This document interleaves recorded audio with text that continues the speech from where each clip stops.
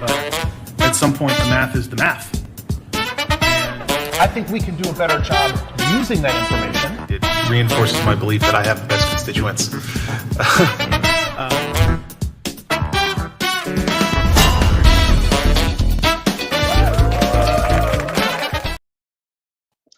Hello, Austin. Hello, Clawbackers. Hello, District 6. Welcome to the 27th episode of the Clawback Live. Every week, this show keeps getting better, and I'm having more fun with it. We've got some unbelievable guests on the show today. Laura Huffman, who is the new CEO of the Austin Chamber of Commerce. Commissioner Terry Cook, who is the Williamson County Commissioner over Precinct 1, which overlaps a pretty big part of the city of Austin in District 6. And Matt Hinsley, who I have known for a long time, who is with Austin Classical Guitar. And they do some really awesome and frankly unexpected cool work in our community.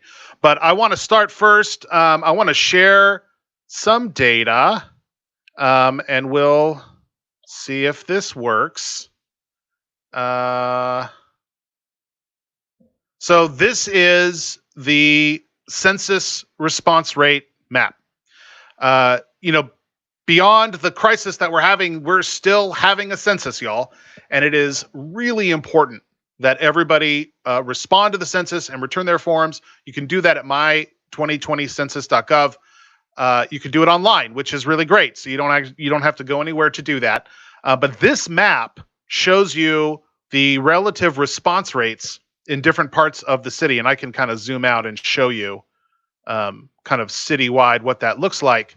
But if we zoom into just District 6, you can see kind of two outliers. You have this area here and this area over here.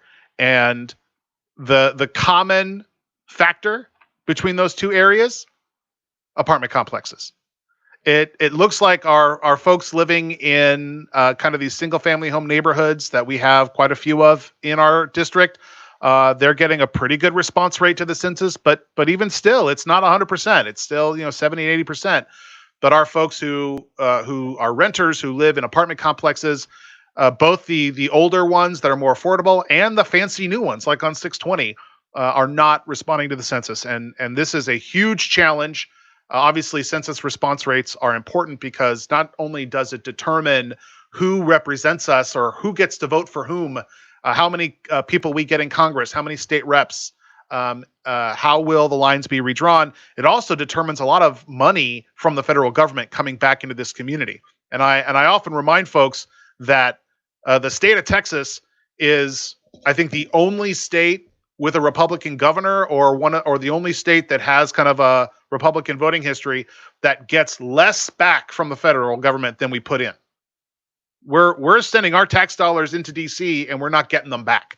And if we undercount in the census, that's only going to get worse. It's your tax dollars, folks. So let's make sure that we're getting all of our census responses in. But on to the crisis. I've pulled this dashboard up before. You can see we've crossed 2,000 cases confirmed. We're inching up on 60 deaths, unfortunately, for this crisis. But look at this. I mean, look at the infection chart. It's not going down, y'all. And yet here we are in a position to be reopening businesses at the order of the governor. That's a real challenge. It's a real problem. You can also see there's a breakdown by age, but when you start breaking into hospitalizations by race and ethnicity, you start to see some evolving disparities. You have Black and Hispanic folks going into the hospital because of this crisis at a higher percentage than they represent in the population. We've got some pretty dramatic disparities.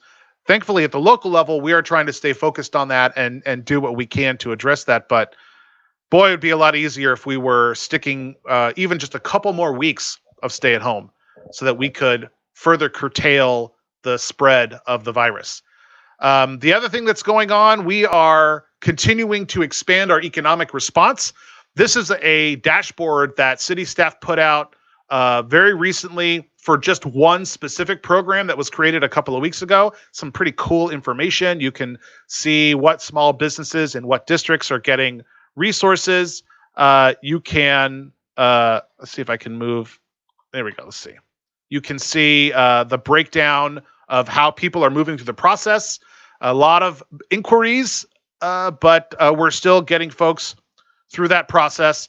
And you can see the average number of jobs that are retained by award loans is 6.5.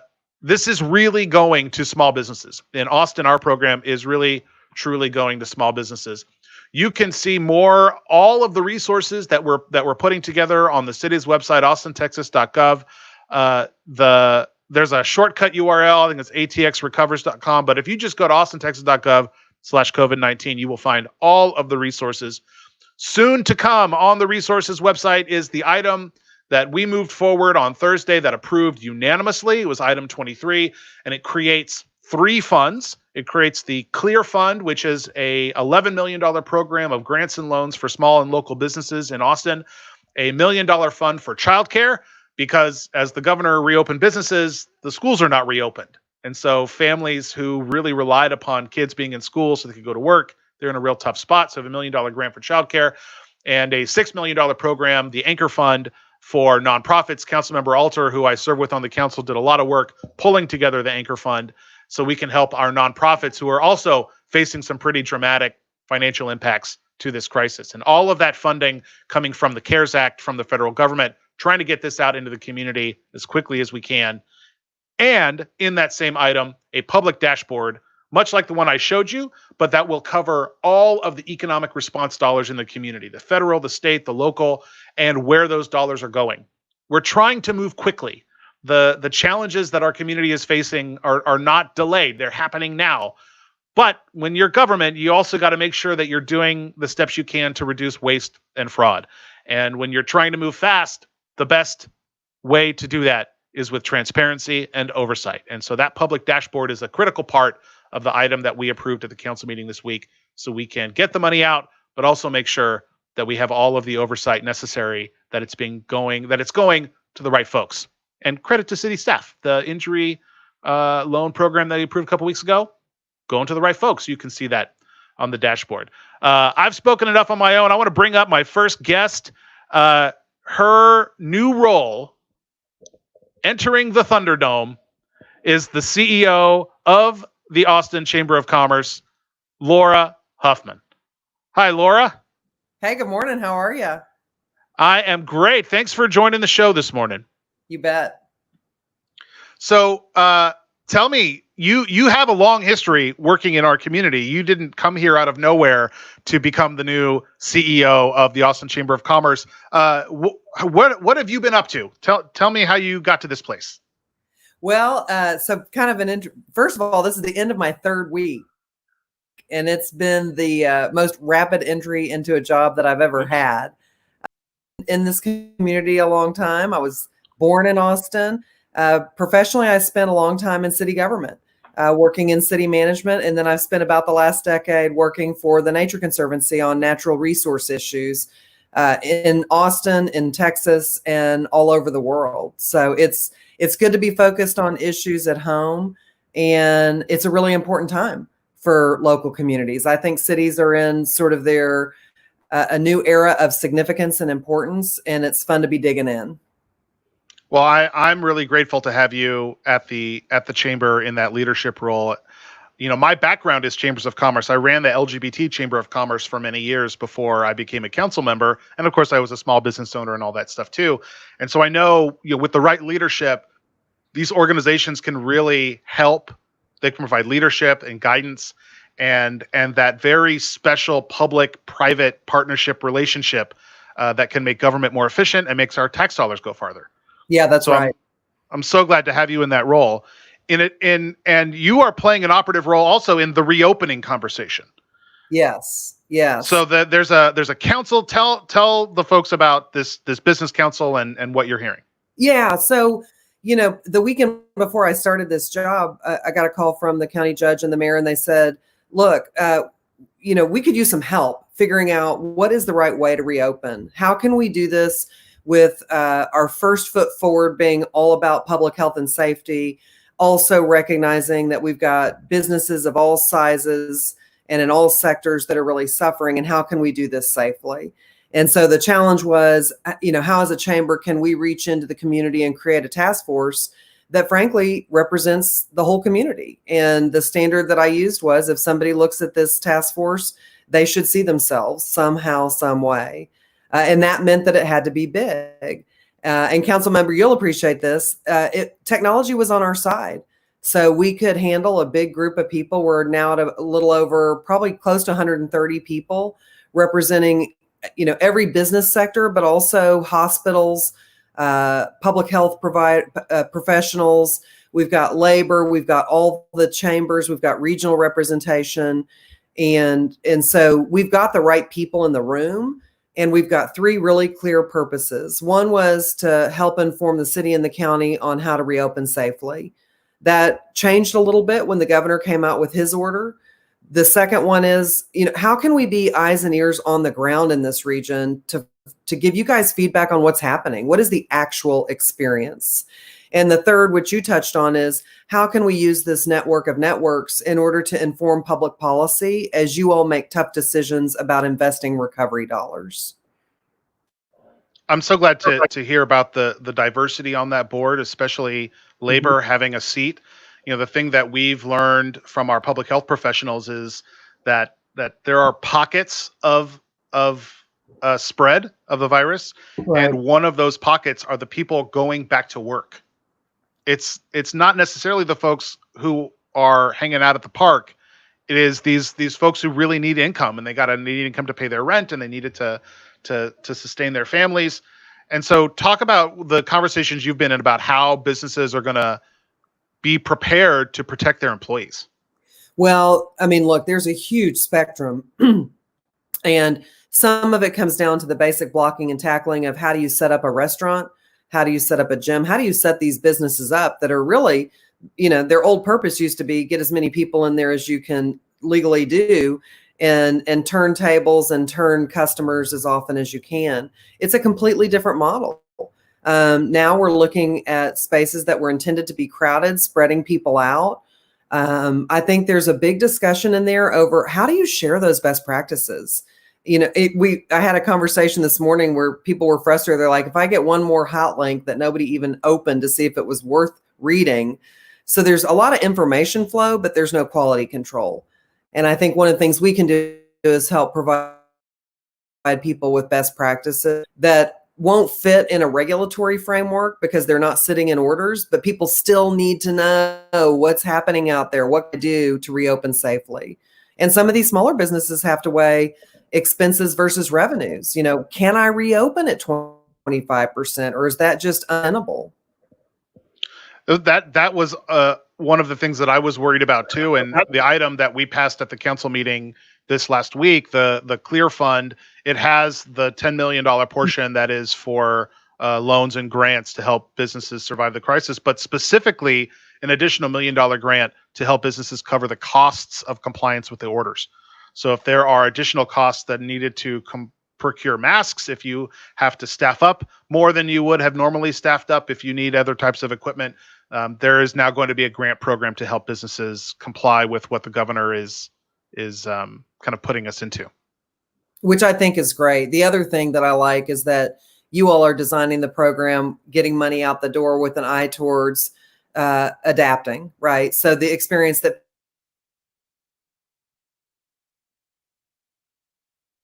people are having today is different. While it's, a sad situation, it's a great chance for this community to work together in different ways and to really think about how we adapt as we learn. That's the hope. And by administering this program through a network of nonprofits, that it's not just going to be city staff alone administering it. It also allows that kind of beautiful experimentation and rapid prototyping of the program, so that we get an initial $18 million out of the $170 million federal CARES Act. But then that will teach us which programs worked best, which ones helped folks who really needed it. And then that can set up a better conversation for when, unfortunately, we are likely to hit a second spike of infection. We won't have to reinvent the wheel. We'll have everything kind of lined up and we can make our additional investments. Right. And we're here to be your partner on that, right? I mean, we can reach very deeply into the community right now with this task force and get the real live experience, good, bad, or ugly. Well, thank you, Laura. Thanks for stepping up to take on the chamber. It is not an easy task. It is not an easy job.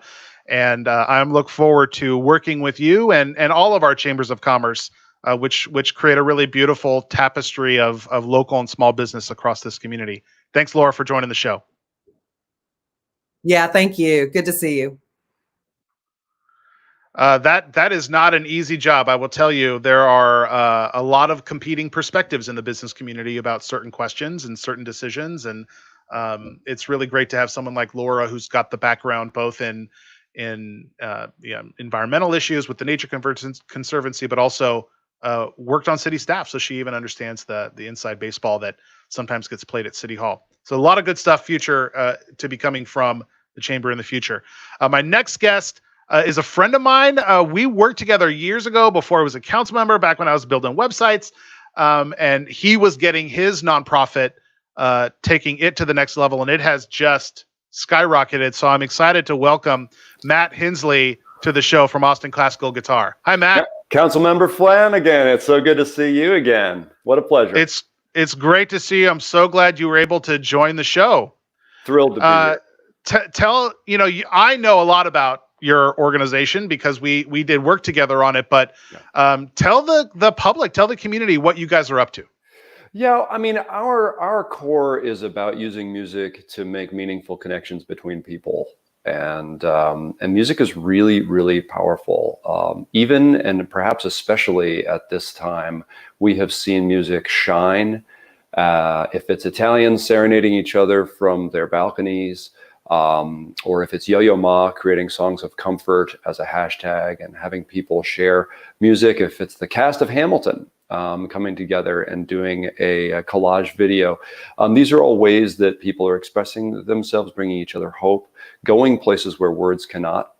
And so we're a classical guitar organization, and so that's a very tiny thing. But with that thing, we have learned how to use guitar, its portability, its accessibility as a way of going bedside at Dell Children's Hospital, providing classes at the Arch Shelter, working with a dozen other nonprofit partners to provide social services with music. And the thing that you and I worked on, Jimmy, all those years ago was developing the infrastructure for building classroom-based guitar classes, which is something that we now support in about 800 locations across the United States, including over 50 schools right here in Austin. We have a full-scale Braille adaptation of all of that learning system.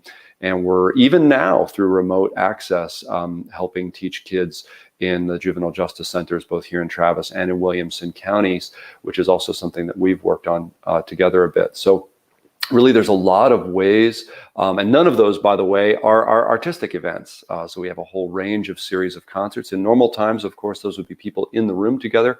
But since this whole challenge hit us hard here right around South by and a little before that, we pivoted and created 3 online series. One is two of them are live, and one of them is an on-demand series. So we're still reaching a lot of people, still seeing a lot of people connect, and in some ways seeing a deeper level of appreciation and feedback actually coming to us from patrons who are just grateful for a chance to connect to something that's homemade, that's Austin made, that's authentic, that's artistic.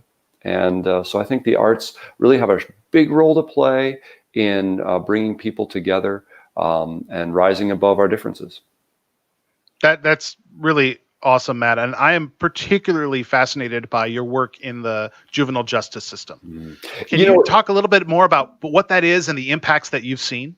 Sure. We had the opportunity to build all these school programs and work with Austin Independent School District to build the first 4-credit daily guitar programs here, and now they're in almost every middle school and high school in Austin, a bunch of elementary schools, Del Valley, Manor, Hayes County, and Williamson County. And I say all of that because it was on that strength and on that basis of our educational know-how and systems building that we were able to work in 2010 to develop the first classes at Gardner Betts, which is the Juvenile Justice Center here in Travis County. In 2012, that became the first ever daily 4-credit performing arts class of any kind for incarcerated youth here in Travis County. And then last year, I had the opportunity to build a sister program up in Williamson County. I wish I could show everyone in the world how beautifully these kids play, how badly they want music. They are every bit as smart and talented as any other child. And so when given the opportunity to make music, to pursue, to have access to high quality instruction, they do amazing things. A month ago, it was March 4th, so a little over a month ago, 2 months ago now, I had the opportunity to accompany a girl in one of her phase trials in front of the judge. And it was at her request. She wanted to show the judge the progress that she'd been making in music. And it's an amazing thing to see how music can enter into a hard and sometimes punitive space and create connections and allow somebody to reinvent their identity. That's really beautiful. I think the idea that you've taken this music service and nonprofit conceptually to a place where we're now helping kids kind of right the ship and get on a better and stronger path for themselves and for their communities. Yeah. It's really awesome work, Matt, and thank you for doing some really great and innovative stuff with guitar. It's a total privilege. And it's, I have to say, we've been partners with the city of Austin through Cultural Arts Division since 1998 in these efforts. And that's been a long and powerful partnership. And I'm so grateful for the way that our community values the arts and sees the importance of what is often considered to be a soft element. And perhaps it is. Perhaps it lives in a place where kindness and listening live. But those are really important and often undervalued elements in our society and important parts of the fixes to some of our biggest problems. It feels more undervalued than ever sometimes. So I thank you again for coming onto the show, and I am excited to know that you are going to share a little bit of your music with us today. That makes a lot of sense to me. I got my guitar right here, so I'll play just a little music from the British Isles here, a little Scottish thing, an Irish thing, and we'll put them together. So here we go. That's great.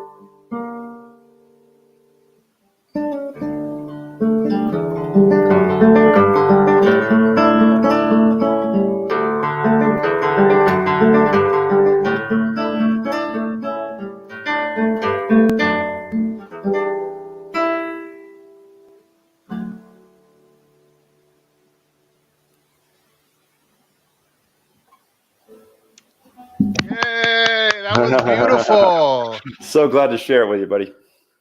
That was beautiful. I every episode, I've had some really amazing, talented musicians, and I always wish that I would have like an applause soundboard that I could play in that moment. But again, thank you so much, Matt, for sharing your music with us today. But for all of the amazing work that you are doing with Austin Classical Guitar, not just bringing music to the community, but also helping people's lives. Thank you so much. Thank you, my friend. Thank you for all you do. Thanks, Matt. Another beautiful musician and beautiful music to bring onto the show, and truly the work that Austin Classical Guitar does, it is changing people's lives through music, and it's kind of hard to imagine a more Austin thing than that. Our last guest that we're going to bring on, another friend of mine, someone who I've had the pleasure of working with, both as volunteers and now as fellow elected officials. The amazing, the talented, the hardest working woman in Wilco, Commissioner Terry Cook. Oh, too much credit, Jimmy. Well, we came into office in 2016. That's right. And it's been quite a ride. It's been some of the most fun I've ever had. Some of the most trying times. It truly is. Today's conditions, it's pretty trying. And I'll start out with this. When we were first hit with COVID-19 and everybody was going to be sent home, my team was tasked with doing something to raise the spirits of Williamson County employees. So I take that back to my two staffers, and they looked at me like, what? It was a little too amorphous for them to want to be involved in. And I thought, this is going to be a tough climb. So we got into the conference room, put big sticky paper all over the walls, and just started brainstorming what raises spirits, what takes you down, what reduces stress. And then all of a sudden it started taking form. And now every Friday we produce the Friday Fun Flyer, which is a single page to the viewer, goes electronically out, and it's filled with links. It might be a Zen moment, a short one or a long one, might be a virtual museum tour with humor on the page. There's stand-up comics. There are things to do with your children. Because we're dealing with all age groups. How do we raise spirits? And who needs help? And I wrote, when I put out the first one, I said, okay, you don't have to respond to this because there'd be over 1,800 potential responses. Said, just enjoy this. And if you got some feedback as to what you'd like to see or don't like to see, let us know. Well, I've gotten great feedback on, I look so forward to this, or my kids really look forward to this coming out. It's become really fun for us. And today's edition, which I will send out as soon as I'm done here, is actually called the Friday Fun Flyer, because there are no Zen moments. There's no museum tours or Mount Everest tours. It's all fun. It's supposed to make you laugh, even have belly laughs, because we've been in this isolation a long time. And as you know, Jimmy, it's made the workload much higher for elected officials and everyone else in government to deal with what's going on with COVID-19. That sounds awesome, Terry. And you are right. As busy as this job is, and you and I, as a county commissioner and a city council member in Austin, these are full-time jobs for us. And in some cities, it's not a full-time job. Most cities in our region, it's not a full-time job. Somehow busier working from home. Yep. Somehow the job is busier, and we've done a lot of work at the city of Austin side, trying to set up support for folks. I mean, I love the idea of thinking about folks' kind of mental health. We see on the dashboards, 1,000, 2,000 people infected in Austin. We're pushing 60 deaths in Wilco. I think it's still less than 20. So the vast majority of the public, we're protecting from infection. So that means we have to consider economic issues and mental health issues. Talk about beyond the fun flyer. Tell me what the Commissioner's Court in Wilco is doing to help get us through this. Well, what we have going is at our Emergency Services Operations Center. We have sort of everyone in command laying out. And I have to tell you, searching for supplies is one of the hardest things. We think we have those gowns that you need to wear that's impenetrable. that you see in operating rooms. And then someone like FEMA will sweep in and take our entire shipment. We know we're all paying inflated prices for those personal protection items because we're all competing with each other. And that is the nature of that format for acquiring. You know, the feds say, you guys go find your stuff, you guys supply your stuff. And it just means the taxpayers are having to pay more. Now, in addition, the CARES Act has helped us. And in Williamson County, our chambers of commerce and cities sent out surveys to businesses. And I even responded as a government business to how it had affected me, COVID-19 and ICE quarantines and essential services versus everybody else. And doggone if they didn't not get magnificent results back. Lots of people responded. And our team, Williamson County, got just over 93 million in CARES Act. And we're trying to figure out now how to get that money out appropriately, reimbursing the impact of COVID-19 to the extent possible and the fairest possible way. And using the results of that survey, we understood, it's very good. We understood the impacts and how, and it gave you really insight as to how we might be able to help. So what was put together in very fast order is to isolate. The court decided 25 million to help small businesses right off the bat now. And of course, the future is still murky. No one's got that clear crystal ball. And we made the program for small businesses up to 100 employees, which was very different from our local, like Round Rock Cares program raised quite a bit of money. And it was, the fund itself was overseen by the Greater Round Rock Foundation, who did a magnificent job of distributing that money, but it turned out not to be enough for all that applied. Our IT team came together, put together the website way of doing your application online. They tested on Tuesday night. On Wednesday night at 5:30, the link went live. And the cities and the chambers were emailing everybody, be ready, 5:30. I sent information to 3 of my small business owners, saying maybe 4, and said, here's what you need to have, be ready, 5:30. And my mechanic, his wife had it all laid out. She was ready to go. Took her 20 minutes, but she hit one spot where she didn't have the answer, and it had something to do with your license, your business license. She had her accountant on her speed dial, called him. He happened to pick it up at 5:45, gave her what she needed to know. She was done in 20 minutes. And in 55 minutes, 800 applications were processed. Now, it wasn't flawless. You know how that load issue can happen on servers. We had some sort of load issues or write issues where some small business owners, not all their files uploaded, but I want them not to know, don't panic. You're going to get a phone call when they reach your application, and they're moving through them as fast as 4 people can. And you will have the opportunity right then and there to send in your files so we can declare your application complete. And they're going to be rolling first come, first serve. And they're doing that right now. And then it goes straight to if it's approved, you have the first 2 that go through it said, is this all right? They file, yes, your business license matches, Fed ID. And then it goes to the second set of eyes, just as a good quality measure to check again.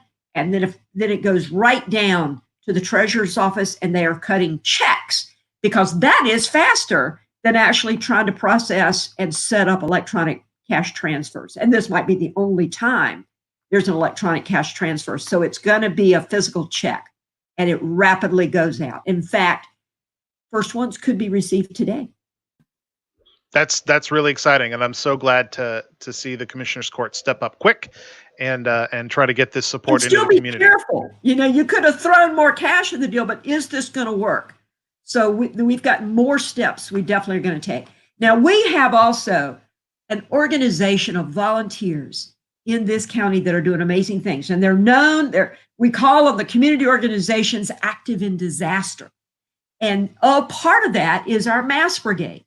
And those guys, from just people in their homes to organize work socially distanced in churches are sewing those masks.